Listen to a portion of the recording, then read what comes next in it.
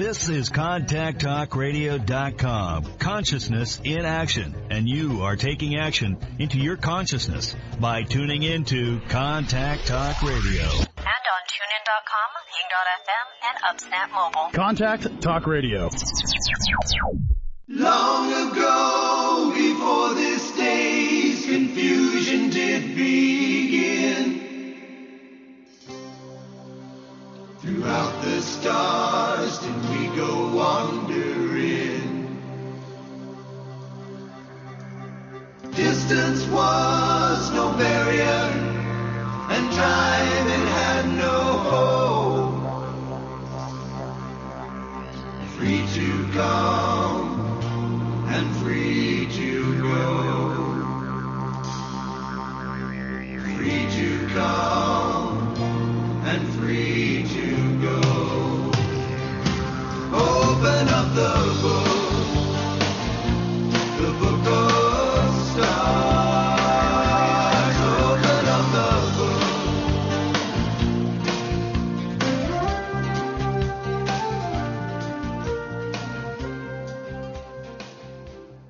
Hello, everyone, and welcome to Karmic Evolution's Astrologically Speaking. I'm your host, Sherry Horn Hassan of Karmic Evolution Astrology, and I'm coming to you today on September 30th, 2021 from Contact Talk Radio. Just a quick reminder that this show aims to bring you the truth about astrology and your soul's karmic evolution. Today, I'm very pleased to announce that my guest is professional astrologer Eileen Mccabe, and of course, I will be introducing her properly in just a few minutes. But first, my usual boring housekeeping stuff, which is to tell you that you can listen anytime to Karmic Evolution's Astrologically Speaking by simply going to my website, evolution.com, clicking on the banner on the upper right-hand corner where it's labeled Radio Show. And from there, you can scroll down the page and hear the most recent show that's posted, listen live, or you can listen to the recording as well as archived recordings from past shows, things you might have missed and want to catch up on, or perhaps you might want to re-listen to an older show. So you can find it all there. Separately, please follow me on my Facebook page, Karmic Evolution for Your Soul. And it's there that you can also sign up for my Conversations About Consciousness newsletter as well. I wanted to put in a little plug here before I get started with this week's Astro News you can use. For the Astrological Society of Princeton, an organization whose board I'm on, and to let everyone know that they are offering their annual membership, which starts tomorrow on October 1st, for only $35 per year. And that means if you become a member, you'll be able to attend their Zoom webinars like everyone else. They've gone to Zoom instead of live in-person meetings. And their webinars are held from October through June. And of course, you know, you'll have access, I believe you have access to those that you can't attend virtually. So, you know, if you have to miss one, if you're a member, you still get access to it. Now, their lecture year starts on Sunday, October 10th, with a webinar by John Townley, who's the guy who wrote the first book on composite relationship charts. I believe he invented the composite chart, and he's a well-known and well-respected astrologer. Future webinars will include one with Robert Hand, who's written great books like Planets in Transit, which is my personal astro Bible, and Bruce Schofield, who's also added his insightful astrological commentary on this show in the past. Now, the Astrological Society of Princeton, which is known as ASP, dates back to the early 70s, which is basically the same time that NCGR came into being. I think it was in 1971 or 72. And ASP is renowned for its professional presenters, for its curriculum, and its dedication to astrology and astrologers, and, you know, teaching and learning of astrologers. So they're also just beginning and taking signups for their Beginning Astrology Part 1 class, which starts on October 19. So you can check all of this out at aspnj.org. And I can personally guarantee you that you won't be disappointed. I've been a member of this group since at least 2007, And they've always had great topics, great speakers. And I've even spoken for them a couple times in the past. So again, all the info's on aspnj.org. And finally, I'm offering still my 1-hour discounted Karmic Evolution Natal Insight reading for listeners for only $99. And this is for people who want to find out what is their soul's true purpose and mission in this lifetime, or who need assistance to move from chaos to clarity in an area of life that may be, my favorite word is, Stephen Forrest always uses the word vexing, maybe vexing you now. Maybe it's relationship, maybe it's career, maybe it's finances, maybe it's health issues. This reading also looks at old karmic wounds and how to move forward to co-create your own future happiness and success by healing, or first becoming aware of, validating and becoming aware of old karmic wounds so that we can continue to heal them. So if you're interested in awakening to your true potential and highest destiny in this lifetime, that's easy when you take advantage of my special discounted offer for listeners, a 1-hour Karmic Evolution Natal Insight reading for only $99. Simply email me at Sherry, that's SHERI, at karmicevolution.com and book your reading today. And I like to say at almost half the regular price, conscious awareness has never been so easy or so affordable. Okay, so now let's get into this week's Astro news you can use. Many of us know that Mercury stationed retrograde. He's stationed at 25 degrees and 28 minutes of Libra earlier this week on September 26th or 27th, depending on your time zone. Excuse me, and he remains retrograde until he reaches 10 degrees and 33 minutes of Libra on October 18th. So what's interesting about this, aside from the usual Mercury retrograde caution, don't make big don't make big item purchases, don't sign contracts, don't publish a book, etc., is that the messenger god now joins Jupiter, Saturn, Uranus, Neptune, and Pluto, meaning all 6 planets are now in retrograde motion. And since Mercury represents communication, transportation, elementary learning, siblings, and local commerce or local business, it stands to reason that during a normal Mercury retrograde period, any of these areas of life may become disrupted. And since he's in Libra right now, Libra is, it tells us that what's most prone for such disruption is previously made agreements, which may now come under review or need to be renegotiated and revised. So it's been interesting to note that at one point, and this is just sort of just an interesting aside, though I couldn't get a more recent exact number for today, but up to 139 maritime vessels were unable to dock and unload at the California port of Los Angeles and Long Beach. Now, USA Today reported a couple days ago on September 21st, which I guess is it's more like 10 days ago, that there were 153 ships of all types at both the ports of Los Angeles and Long Beach. Those two ports are a couple hours apart, but they're connected. And of those 153 ships, 64 were at dock loading or unloading cargo, 60 were at anchor, and 29 were adrift off the coast. Now, this is completely unusual. They usually don't have more than one ship that's outside the port that's anchored and waiting for a green light to move ahead to be able to unload their cargo. So it's been causing quite a bit of panic, and you may have seen stories recently in the news. It's causing a lot of panic in the retail world, especially with the U.S., because the U.S. imports so many goods from particularly the Far East, which is where they come in through the West Coast ports in the United States. The Wall Street Journal reported the other day, and I quote here, Nike Inc. doesn't have enough sneakers to sell for the holidays. Costco Wholesale Corp. is reimposing limits on paper towel purchases, and prices for artificial Christmas trees have jumped 25% this season.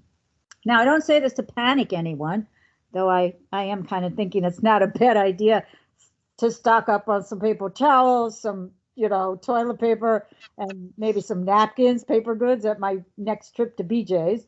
But rather to illustrate how easy it is to see how these planetary retrogrades manifest in some way right in front of our eyes. We simply need to choose to see it, right? I mean, the story wasn't a huge one yet, but it'll get bigger. So now that Mercury, ruler of all things transportation, has joined all these other planets still retrograde, the question is whether or not things will remain stuck and how long it will take to get them moving again. So again, we see the collective reflecting this energy, this mega retrograde energy back to us also via the US Congress right now, where arguments, disagreements, misinformation, and disinformation, and a little bit of name calling, continue to confound both politicians and the general public alike. Two major pieces of infrastructure, two bills related to infrastructure, one about funding road, bridge, tunnel, and airport repairs, and the other to fund human infrastructure, including things like universal pre-K for all American children, child care assistance, Medicare's ability to negotiate drug prices for seniors, as well as the inclusion of dental, eye care, and hearing aid coverage, right, for seniors, among other things, are at issue. Now, the most important issue in Congress, however, as we speak, is the passage of a budget extension to provide funding necessary to keep the government open, read from not shutting down, which it's scheduled to do at midnight tonight as October 1st marks the beginning of the new fiscal year. So the second is the issue of raising the debt ceiling, something that's usually par for the course that both parties agree on. But right now, especially since Mercury entered retrogrades in Libra, we've got all this jockeying and all this, stuff going on. And, some of this is going to be related to the fact that Mercury is now gearing up to exact re-square Pluto in Capricorn tomorrow. So, the debt ceiling, I think a lot of people misunderstand. I'm not going to explain it, but basically it's akin to getting the government or the Congress to approve to pay past bills that have already been incurred by the U.S. government. So suffice it to say that these two issues, extending the budget to fund keeping the government open and to raise the debt ceiling so that the United States doesn't go into default, stops paying its bills, which will ruin our credit rating, and according to everything I've seen, tank the stock market, like catastrophically. Now, I don't know how exaggerative that is, but it's not going to be good. Let's just put it that way. That these two issues are on hold right now because the GOP and the Democrats in Congress are using them as bargaining chips against each other for political gain, and that political gain has to do with these two infrastructure bills that they're arguing over. So now Mars in Libra opposes wounded healer Chiron in Aries October 1st, which is just before Mercury perfects its second square, as in retrograde, to Pluto. And at showtime, all signs were that Congress will pass a temporary budget extension before midnight tonight, so they can continue to haggle about, the full-term budget, which, they're just kicking the can down the road. So it's movement, but still delay. Questions still remain about raising the debt ceiling, though. And again, that's tied to these other two other infrastructure bills, which I'd love to go into in detail, but I just don't have enough time because then I'll cut short my interview with Eileen, and I really don't want to do that. So if it's still an issue, which I'm thinking with Mercury retrograde and all the rest, by next week, it probably, we'll tackle it then. But the thing to recognize most is that this squabbling goes on not only with all the retrograde energy, particularly Mercury in Libra, but while Venus is still in Scorpio. And it's in this sign that she's more likely to be concerned about finances, especially things related to joint resources and other people's money. Venus, however, is due to exact sextile Pluto in Capricorn early October 2nd, which provides the opportunity for all of us to deepen our emotions which can result in a better understanding of our relationships now. So the more, profound our emotions, the more we realize how important they are vis-a-vis our important relationships, or those important relationships most important in our lives. So I would expect that we'll be hearing a lot of heartfelt cases made over these legislative issues now, especially because they concern money and they concern, the argument about whether they're going to put the U.S. into debt or not, whether they're going to cause us to cut Medicare instead of expand it, all that stuff. And especially since, the Libra sun will follow Mars to also oppose wounded healer Chiron on October 3rd. So if ever there was a need for Mercury retrograde to help us review, renegotiate, revise, and rewrite some of what's in these legislative initiatives to increase their chances of passage, it's now. Okay, so if we extrapolate that down to our personal lives, we can better understand that, this is a time to work through these things. Wherever we've had arguments with others, particularly since the first time Mercury squared Pluto when direct on September 22nd, that this is the second hit tomorrow, and then there'll be a third hit, which I believe is in November. I think it's November 2nd. But, so this is a short term, but longer term than we might think. So if people get under our skin, we get involved in, we really have to look at, where and how we can resolve these to our advantage without either being too pushy or controlling or succumbing to others who are trying to push us or control us. So, Venus, like I said, will sextile Pluto on October 2nd. So, I'm hoping there might be some kind of opportunity for some kind of reconciliation that helps bring some of this legislative stuff to a head that's positive rather than negative.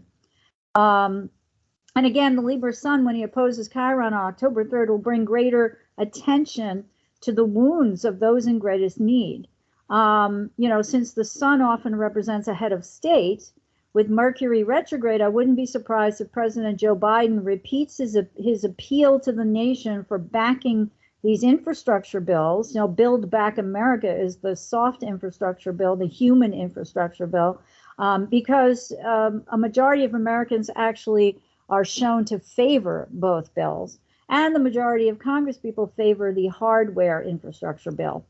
Just that the squabbling factions in the Democratic Party are insisting the two bills get passed simultaneously, or that the bigger one, which is the 5.3 trillion human infrastructure bill, gets passed first, and then the other one, on which there is agreement, it's already passed the Senate, gets passed second. So Mercury also re-trines Jupiter October 3rd, and that makes the period leading up to then a positive one for business deals. So between Venus sextile Pluto, which is an opportunity, and, if we're going to deepen our emotions, it's what are we most passionate about, right? So that can cause both division or the coming together, but it's a sextile, and sextiles are often opportunities. Mercury's retrine to Jupiter is a great time for business deals. And since the U.S. Congress used to be in the business of deal making by reaching across the aisle to effect negotiated compromises, maybe nostalgia will miraculously bring both sides closer to a deal by then. But as usual, we shall see.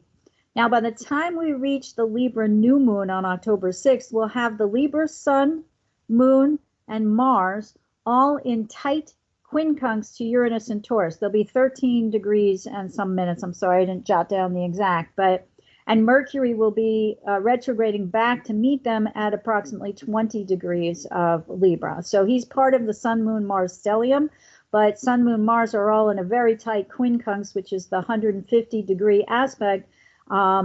And the other thing I didn't mention is as as Mercury is re-squaring Pluto, he's also opposing or being caught in the square between Pluto and Eris, who is the goddess of discord and chaos.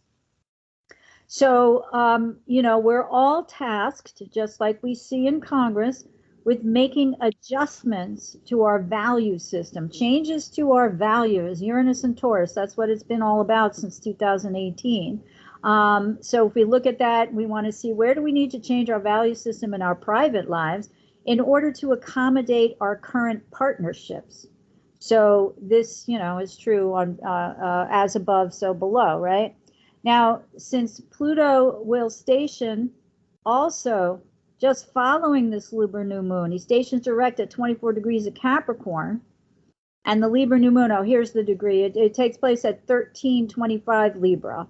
So all sun and moon will be at 1325, and Mars, I think, a little further along, 13 something, but still at the 13 degree mark. And that will happen at 4:05 a.m. Pacific time and 7:05 p.m. Oh, I'm sorry. It's 4:05 a.m. Pacific time on October 6th and 7:05 a.m. Eastern time. So this particular lunation may pack quite a punch. With Mars in the mix, quincunxing Uranus, that's a pretty combustible mix. And as always, when Uranus is involved, especially in fixed Taurus, we've got a recipe for whatever changes that should have been made a long time ago to simply happen suddenly and unexpectedly. And Pluto square Eris, which again Mercury is tying into as part of a T-square right now, really represents a much longer term energy, though inherent in it is a major shift that might not truly be felt for years down the road. So in the short term, however, chaos and discord following Mercury's re-square to Pluto and next week's Libra full moon with the Sun, Moon, Mars quincunx to Uranus, we may well have a few surprises up its sleeve of the truly shocking kind. But again, these are going to be things that need to be adjusted to. We need to adjust our mindset, particularly around our values and our partnerships.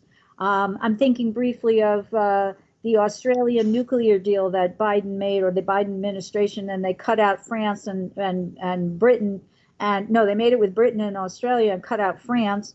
And, that was so everybody's adjusting, right? To wait a minute, what, can we trust America? Can we not trust America? We just went through all those years with Trump and we learned we can't trust America. Now, what's up with you, the new president? So, and again, on October 6th, it might not help much that the Libra moon will also square Pluto, which will be later that day or early on October 7th, depending on your time zone, which can potentially bring even more discord to the situation. I was going to mention, but I do want to get on to introducing Eileen, and I'm going to ask her about this too. I just want to mention that Pluto will station direct on the day of the Libra new moon, which I mentioned, and Pluto, I think of Pluto as the planet of the evolutionary process. And he brings into consciousness things about which we were formerly unconscious. And one of the things I noticed is that the other day in the news, one of the big headlines was that the U.S. government has declared 23 species of birds, fish, and one plant to be extinct. So whenever you hear the word extinction, you can think of Pluto, which has the connotations with death and rebirth, right? So anyway, I was planning on talking more about these other retrograde station year direct, but we're going to leave that for next week and some of my conversation with Eileen. So now I would like to introduce Eileen Mccabe, who is a professional astrologer and a licensed clinical social worker with a private practice in New York City. She has received NCGR PAA Level 4 certification, which is as high as you can get, as a consulting astrologer, and has a certificate in psychotherapy from the Training Institute of Self-Psychology.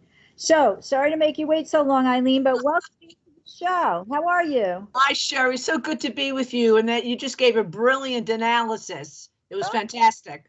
Yeah, that's why I have Eileen back, everyone. Well, as a professional astrologer, when a colleague does something like that, I'm amazed. It was fantastic. Well, thank you so much. Thank you. Please. Well, yeah, let me get right to it with you so we don't run out of time. Let me ask you, first of all, given all this planetary retrograde that I mentioned currently, now joined Mercury, what, if anything, would you say is the silver lining to such a slowdown? Can we use it still to our advantage right now? Well, people always worry about, oh, Mercury's going retrograde. And I would agree with you that it's not a great time to sign a lease or buy a car or do something major. But it is a time to reevaluate. And I think that, see, to me, Sherry, I think the other issue that's this Pluto direct, I think is more significant than ever, because Pluto will move to 27 degrees of Capricorn by the end of January, February. And that is the Pluto return of the United States. In the United States chart, we have Pluto at 27 degrees of Capricorn. So I think, we're really facing some very dramatic issues in terms of what kind of a government, what kind of a country do we want to live in? We have to wonder why there's so much bickering about things like infrastructure, fixing a bridge, giving kids pre-K. It just seems, kind of absurd. But I think Pluto in Capricorn, and this goes along with the Saturn square Uranus also that we've had this year and we'll have in December, is really a struggle between moving forward, as you would say, the evolutionary growth of life, and people who really want to hold on to the past or want to hold on to power more than let go and let a deeper process occur. That would just be something I would say off the top of my head. I think that Mercury retrograde is complicating it. Square Pluto. Mercury in Libra wants to communicate, wants to share ideas, wants to compromise, and square Pluto is just a battle right now, it seems. Yeah, I'm wondering too, it's important to note, right, when a planet stations, especially Pluto, yes, the new moon. So I wonder if you could speak to that a little, because it feels like to me, basically what I said, right, it's like we've been forced, especially with the coronavirus pandemic, to adjust, right? In many ways, we've all adjusted, from not being able to see our children or grandchildren to not be able to go into a workplace, to not have school, And there are plenty of adults who go to school too, not just kids, but, particularly children. And, this planetary station at a time when it's so clear that adjustment is necessary right now. I always find, and I know you'll agree, Mars-Uranus contacts are combustible, right? Yes, yeah, absolutely. So, I don't want to be dire. I just wondering if you feel that there's an urgency, or if you feel because it's a quincunx, maybe it's not such a big deal, Well, they always say that quincunx is an adjustment, but just to go back to what you said before, Sherry, the pandemic, which was basically 2020. We're still in it, but that was the crisis of all times globally. And so the Saturn-Pluto conjunction in Capricorn was this almost destruction of our society, reconstruction, deconstruction. And now with Saturn in Aquarius, we have to address the issues of how do we help humanity? What do we do with this in our society? As you say, we're trying to continue to make these adjustments. So I think that the Saturn-Pluto conjunction was the bigger story. And I think that that takes about 35 to 38 years to work itself through.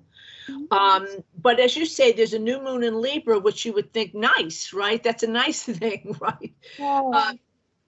But then the Pluto direct is, how do we come together, whether it's in personal relationships, and deal with the deeper issues that are occurring, which I think is the Pluto in Capricorn, there are moments when we feel things are just going to fall apart. You have people that are worried that we're going to lose democracy. And, there's all these because Pluto is very life and death, as it were. It's, as you say, the death and rebirth archetype. Yeah. And I mentioned the Eris, which I kind of downplayed a little because it's such a slow moving dwarf planet. It takes like 100 years to go through a sign, right? Everyone today pretty much has Eris in Aries, right? So yes, with Pluto. Yeah, I yeah. think that had a lot to do because Eris, of course, as we know, is the female equivalent to Mars. She's Mars's sister, so she's the feminine goddess of war. And I think that the Me Too movement is very Eris square Pluto. I think now we're into the next thing, which is, threatening a woman's reproductive rights. So I think the Eris Pluto has a lot to do with those things. Yeah, It wow. involves the feminine, and of course Pluto and Capricorn would symbolize, one of the symbols would be, patriarchy, what has come before, what is tradition. I always call Pluto and Capricorn death to business as usual. Yes. Oh boy, that in more ways than one. Since business as usual has really always been male dominated, right? Yes. You know? Yes. So it fits with what you just said, Well, is there anything else just, tip wise for people while Mercury's retrograde now? Yeah, I think that the Mercury retrograde certainly, square Pluto. Let's say we see what's going on in our government, the squabbling, as you say, that's going on. It's heavy negotiations. But in personal relationships as well, it's like, Mercury and Libra needs to say certain things in a harmonious way.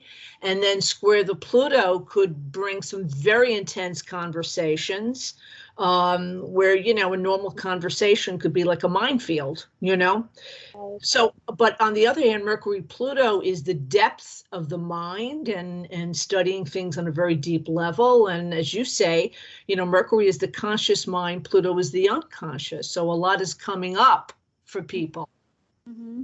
Yeah, at this point out, I'll just be brief, but Mercury retrograde to me, which I learned, of course, studying psychological astrology and reading a lot of Liz Green stuff, is that one of the reasons why we forget our purse, in the taxi, or we lose our phone, or nobody returns our calls or whatever, is because the left brain is suspended. And Mercury is Hermes, right, the messenger god, and he's the only deity who could travel from Mount Olympus down to Earth and down to the underworld and back. Yes. Underworld, you couldn't come back. There was no return. So true. Yes, Mercury was allowed to. Yeah. Right, and they're metaphorically representative of, the unconscious, the mundane world, and then the higher realm, the esoteric and spiritual realms. He actually goes down into the underworld of the unconscious and brings up knowledge from the soul, That's right. to embed in consciousness and to empirical consciousness, and vice versa. He takes what we've learned and embeds it into our soul wisdom. So I've used astrology for years to kind of console myself with the silver lining. Because when you it has to be. I'm a Sag rising. I definitely believe in a silver lining. I do. Yeah. But I think that analysis of what you just said, Sherry, about Mercury Pluto, which is why it's a great combination for a shrink or anyone that it can go between those two worlds very easily. And that's the positive aspect of Mercury Pluto. I don't think Mercury retrograde, sometimes it's a good thing. Sometimes if there's money due you get it coming in the mail, or things that you meant to take care of finally need your attention. It's not always bad. I just do think that, as you say, we can't take things too personally when Mercury's retrograde, because the other person has it retrograde too. Even if they don't get back to you, there's a lot going on for them as well. Yeah, that's a very good point. That's like when someone shows up late or they don't show up and you feel like you got stood up at the movie theater or something. It's like, train yourself to think, gee, maybe something happened to them. I hope they're okay first. As opposed to going, God damn it, where are they? Yes, exactly. So we have to remember, as I always say, Mercury's retrograde for the other guy too. Right. No, that's a perfect way to put it. Now, I know that you're giving a lecture tomorrow. Yes. In New York City, and tomorrow's October 1st. It's tomorrow night, I think, at 7 p.m. That's right. The lecture is focusing on how Pluto transits to our individual charts can, over the long term, because Pluto transits usually take quite a while, bring crises or successes or varying different levels of deaths and rebirths and even new incarnations. So I'm wondering if you can give there's a little deeper understanding of Pluto's purpose in our lives, We're experiencing a Pluto transit. And, Yes. you know, if this is usually a period when we can hold out hope that we may become evolved and perhaps born again on some level when it's over, you know? Yes, and I think that's true. I think that is the core meaning of Pluto. It's very difficult, you know, when you work with clients, and if you even say the word death or rebirth, people get very nervous. What does that mean? But if we think about it, Sherry, throughout the course of our lives, getting married is a death to being single. Getting a divorce is a death to being married. Having a baby is a death to not having a baby and being free, etc. So every time there's a major life transition, retiring, you know, a major diagnosis, etc. Now, sometimes there are literally Pluto endings, the death of a parent, the death of a partner, a loved one, etc. But the thing is that this process of death, the process of what that means, and then the rebirth is something we go throughout the course of our lives on a regular basis. And I think that where you have Pluto natally, for instance, you are constantly in that process of going through. 1 minute you feel it's over, and the next minute there's a regeneration. So, like, for instance, where we have Pluto transiting right now in Capricorn, and by the way, Pluto direct is happening in an area of your life ruled by Capricorn. So this is big personally for people. But it also means that and I think we all feel this way, that what's occurring on a collective level with Pluto will all automatically have an impact on your personal life, because where you have Capricorn also resides the Pluto of the United States. But, you know, I feel, Sherry, from my own experience, that we're so in a process when we're going through a Pluto transit that it's not until Pluto leaves that we begin to see, wow, my life has really changed. And this has really been a transformation, because that's the key word. You know, it's the caterpillar to the butterfly. And as you so beautifully said, when it comes to evolutionary astrology, you know, Jeff Green said that Pluto was the intent of the soul. And I think that that's what a Pluto transit is about. Sometimes we're not happy with the losses we experience, but they're there for a reason, to bring us closer to spiritually what we need to have happen in our lives, you know? Right. Thank you. Yep. Thank you for that. But I'm going to give Eileen an opportunity. I'll give you an opportunity before we go off the air to tell people how they can sign up for your webinar. I think they have to be NCGR members, but regardless, you can give them that information in a couple minutes before we go off. Sure. Let me ask you though too, like, some people make a big deal out of retrograde periods, and others, the general public all knows about Mercury retrograde now. But what the heck do they know about Pluto or Saturn retrograde? That's right. Yes. And they're the deeper ones in a certain way. Right. And I'm wondering if you could give us a little bit more information, because as we mentioned, and here I have the exact degree, Pluto is stationing direct at 24 degrees and 19 minutes of Capricorn on October 6th, just prior to, I think it was prior to, right, the Libra New Moon. But given all of this retrograde logjam stuff going on, how much, and because Pluto is the slowest moving planet, and when they stay at the same degree for quite some time, how much do you think how long will it take? What does it mean when Pluto stations direct after having been retrograde for like 5 months? And B, what would we expect to see, and how long would that take? Just in general. Yes. Well, I just two things, Sherry, brief. I will answer that. I have a friend of mine who's a tarot reader. Her name is Patty Canover. She's brilliant. But she always says there's the minor arcana and then the major. So the major archetypes are Saturn and Pluto and Jupiter going direct. So Mercury is like, it's more microcosmic, although it plays a role. But the Pluto direct means that if you go back to your life, if you can think of it, like what was going on in your life in April, because that's when Pluto went retrograde. So there was a process you were involved in your life, and then Pluto stopped. And Pluto retrograde means, as you said many times before on the show, Sherry, it's a time of you have to stop And rather than try to force situations, you need to simply stop, reevaluate where you're going in your life. And it's a deep process with Pluto. So the transformation and the deep change that's occurring is not necessarily external, it's happening internal. And then when it goes direct, your external life will manifest what's been going on the last few months. So whatever crisis has to happen, it'll happen with Pluto direct. Whatever major decisions you need to make where you have Capricorn, Pluto direct, it's on. You have to deal with it.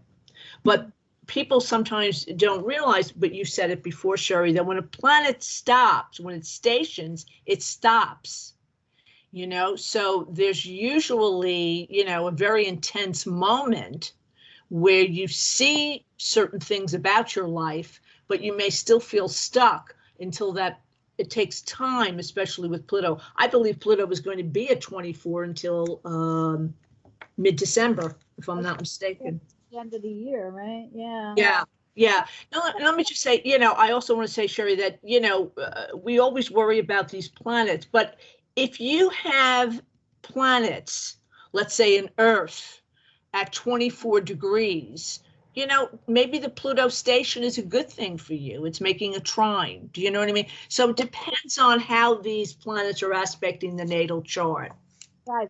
That's always going to be true. It's funny you say that. I have a 24-degree Vesta in Taurus, so that's interesting because it'll be right there. So hopefully that's a good thing. Vesta is your valuables, you know. Yes. Yeah, no, really, and you're the kind of the sanctuary, the hearth, right? Well, I'm The hearth. ask you about Saturn, but before I do that, I'm going to share again, and I don't know, maybe it's the day for me. It's interesting. I want to illustrate the point that Eileen just made for our listeners. And although my point relates to a Saturn station, in July of 2015, Saturn stationed at 28 degrees of Scorpio. And I have a Mars-Pluto opposition at 29 Aquarius to Leo. And so Saturn squared that opposition. It also be on or just a degree past my part of fortune, which is 27 Scorpio, and opposite this Vesta at 24 Taurus. So I've fixed points if you want to include these points, right? That aren't planets. But so what you're saying is that transiting the station of Saturn at 28 Scorpio created a T-square between your Mars and Pluto. Am I understanding that? Yes. Okay. Yes. So tell us. My mother passed away. Oh, I'm so sorry. Yes. Uranus was squaring, Uranus from the 8th house, which is Pluto's domain, right? Death and rebirth. Yes. Squaring my moon in Cancer. So it's interesting to me because, of course, you know, when it's happening, I don't even remember, but, you know, if I knew it then or if I was just like, oh, look, you know, afterwards, that's the fun of being in the Sure. Yes. Yes. It's less an emotional time and you go, oh, right. And what's interesting, too, is my son has a 29.5-degree Scorpio moon conjunct Pluto at Pluto retrograde at 4 minutes of Sag. And that Saturn station also stationed on his moon and his moon Pluto, just about, right? 28 to 29 or whatever. So he lost his grandmother, you know? So, yeah. Well, that's the thing. I mean, certainly losing a mother is a major thing in our life. We know that. And, you know, the thing is, though, that these critical moments in our lives, as heartbreaking as they are also, in the final analysis, it does change us, you know? So sometimes the course of our life changes because of the death of a parent. Does that make sense? Makes total sense. And what I'll tell everyone, so nobody goes off weeping in the corner, and I am a Cancer moon, so I understand that, is that my 88.5, she lived a good long life. Yes. She was basically well cared for, well taken care of in her elder years, you know. So it's not a sad story. It's just the natural course of things. But I just thought it was really interesting to, you know, illustrate that a station. Yes. You know, oh my God. before and immediately following, everything seems like it stands still. You know, first you're running around and doing this and that, and oh my God, what's going to happen? And then it happens, and you're like, Yes. you run around a little bit more, and then you sit with it. Yes. Yes. With it. And, you know, there were a lot of fortuitous things that came out of it financially for me. So, you know, I don't wish the death of my mother, but No, I understand. Yes. was the most definite silver lining. So, you know. Yes. Yes. Well, again, you know, sometimes under these major Pluto transits, there is some kind of a loss, whether it's a loss of a job or it's a loss of a relationship or it's a loss of a parent or what have you. But there's some kind of a crisis that, in a sense, is, as you said before, Sherry, you know, the soul is saying things have to change. So how do we change from this experience? You know, I also and so, think, yeah.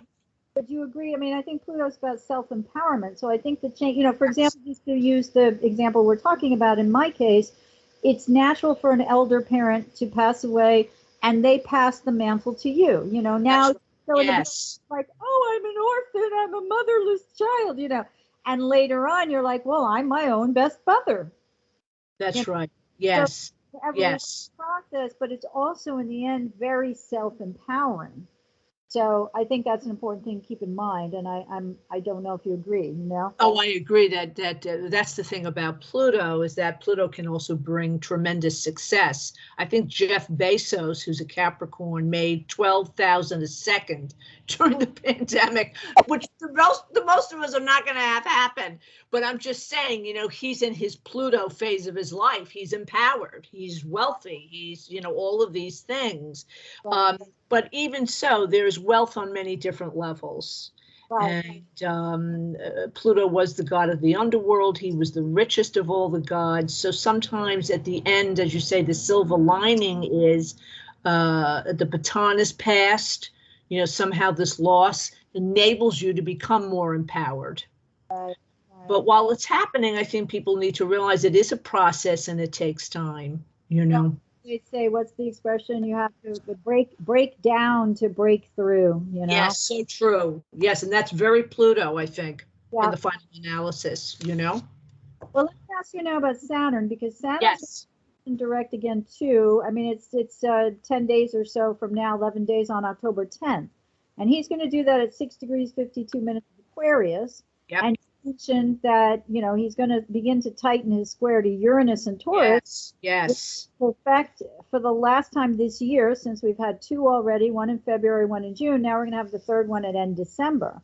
Yes. You know, how do you perceive the tension? You mentioned it briefly, but I'm maybe thinking you might want to go into it a little more about Saturn being, you know, sticking to the tradition. You know what I find really interesting, Eileen, actually, is that if we look at it mythologically, right? Yes. Saturn is the son of Uranus. Yeah. They battle, and Saturn wins.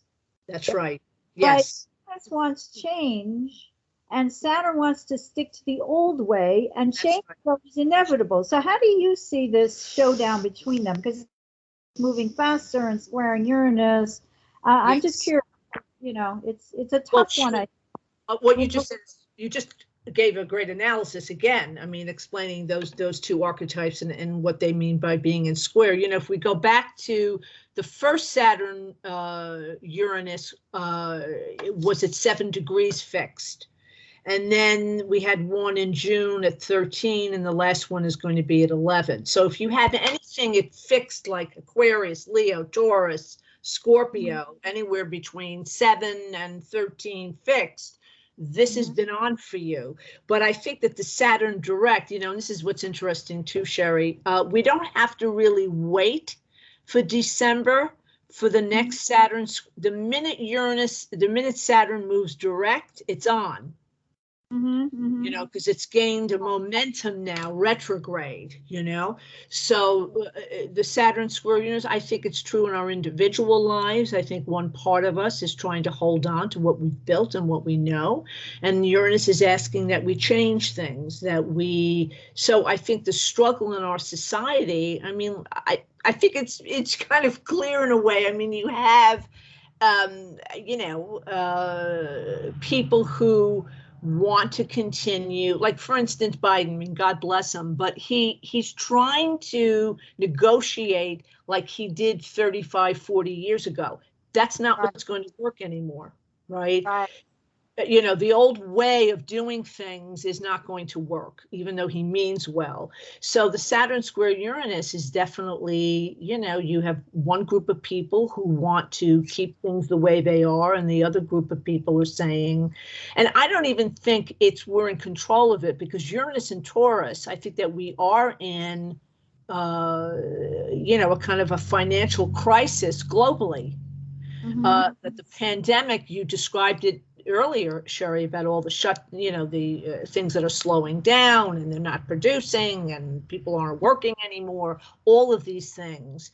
So how do we address the needs of society, Saturn and Aquarius, and come up with some new ideas of how to help the world, help our society financially, Yeah, because I meant to mention too, but I at one point I had it in, I took it out, and I saw in the news yesterday too that Vietnam has 100%, almost 100% of its factories closed right now because of the pandemic. Right. Delta variant, the coronavirus apparently didn't hit Vietnam too terribly hard initially, but the Delta variant is, and so yes. Because they supply a huge portion of products to the United States that's factory. So that too is going to cause this Christmas crunch in particular. And then of course on top of that are these poor ships that are like trying to make anchors. That, talk about a Neptune retrograde too, and all those ships at sea. No, I used to cover the maritime industry, so I'm like, oh my God. And some of it has to do with the union too, the longshoremen's union. Yes. But you know what? We only have a couple minutes left, so sure. I'm going to skip right to asking you again about, or not again, but what I promised, which is that you would be able to give people information. Yes. Eileen, I think I said this last time you were on the show, but that was quite some time ago. So I'm going to say this again. When I first started studying astrology and found out about the Astrological Society of Princeton, which was the first group I found out about because I lived in New Jersey, and then necessarily the NCGR New York City. Yes. And Lena's been a lecturer for them, a teacher for them, and I learned a lot of what I know. So she's been extremely complimentary to me, but I learned a lot of what I know from Eileen. So I highly recommend her webinar. I also recommend, if the budget can spare it, joining NCGR, because it's also a terrific organization, and they've got people like Eileen who are doing these webinars and teaching and things like that. So Eileen, tell us how people can, go to NCGR website, find out more about your webinar, and then how they can reach you and, keep track of what Sure. Thank you, Sherry, so much. First of all, the NCGR, if people go for tomorrow night, if you're interested, it's www.astrologynyc.org. astrologynyc.org. Click onto that. You will see the event as soon as you click on the page. And there's a Zoom link. So actually anyone can tune in tomorrow. It is a membership meeting, quote, but because of Zoom and the way things have changed, people would go in person and you'd pay something if you weren't a member. I think right now anyone has access to that. But if not, then you may need to become a member. But I think that the Zoom link is there for everyone. That's the first thing. And if you want to become a member of NCGR, again, it's www.astrologynyc.org. In terms of contacting me, the best way is through email, which is all lowercase, Eileen, EILEEN, McCabe, MCCABE, @msn.com. Eileen McCabe @msn.com. That's the best way to reach me. I do not have a website, believe it or not. But people can reach me through my email, and I'll get right back to people if they want to come for a reading or anything. Is there anything you specialize in reading-wise, or you just do the general natal and transits and progressions? Yes, I do the basics, Sherry, the natal chart, progressions, transits, And if it's close to your birthday, I'll do the solar return just to see what the theme is. But my approach is the way it was today. My approach is I try to give certain dates and things like the Pluto station and Saturn going direct, but also to give kind of an overview of the cycles and trances and it's kind of I always say it's a conversation. We use the chart as our guide. Right. Perfect. All right. Well, again, I highly recommend Eileen's webinar.